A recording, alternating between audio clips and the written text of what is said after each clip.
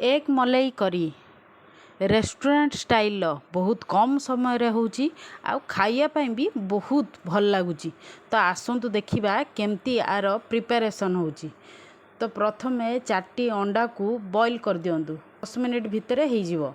तो ताकू गोटे पटे बॉईल कर दिंतु, अन्य पटे कड़ाई गरम करेंगे, ये तेल पकेबे, से अदा रसुण आउ प्याज 2टा आ टमाटो 2टा ताकू टिके भाजी देबे। भाजीबे कम तेल देकी, बेसी तेल देबेनी, कहीं ना सेटा को भाजी की रखी सारा परे ताकू ग्राइंडिंग कराहब। तापर भाजी सारा परे 5 ରୁ 7 मिनिट भितर भाजी हो।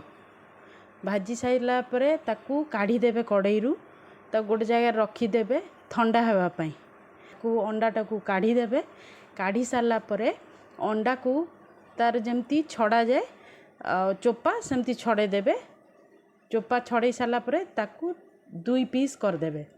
चाकू साहाय्य रे आपण ताकू 2 पीस करदेबे। करी सारा परे एपटे आमर जो मसला प्रस्तुत करिया पई ग्राइंडिंग करदेबे। ग्राइंडिंग कर सारा परे सी गोटे स्मूथ पेस्ट हो। पेस्ट हो सारा परे कड़ाई बसेबे, कम तेल देबे। कम तेल दे सारा परे सेतिरे जीरा आउ आमर तेजपत्र टिके पके देबे। गोटा गरम मसला टिके पकेबे, बास्ना तार बहुत भल हुए। सेतिरे पके सारा परे जो आमे स्मूथ पेस्ट करथिले से पेस्ट को सेई थिरे पके देबे।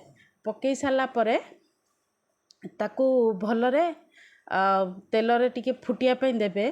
टिके मसलाटा जेतले फुटुथुबो सेई समय रे हळदी लूण आउ टिके काश्मीरी मिर्च टिके पकेबे, रंगटा टिके भल लागिबो।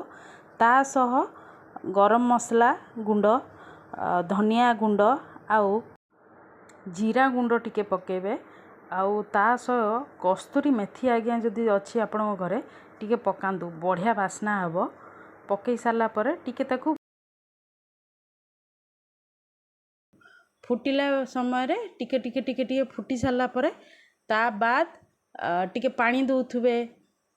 किछि समय परे 5 ରୁ 7 मिनिट भितर से तेल जमती बाहरिबो जना पड़ जिवो। मसलाटा हेई सारा परे हेई सारा आपण पाखरे मलाई थाउ नहने जदि मलाई न थिबो ताले सबुठु बेस्ट दही थिबो। दही को भल कि फेंटी देबे। फेंटी दे सारा परे सितरे पके दे पारंती।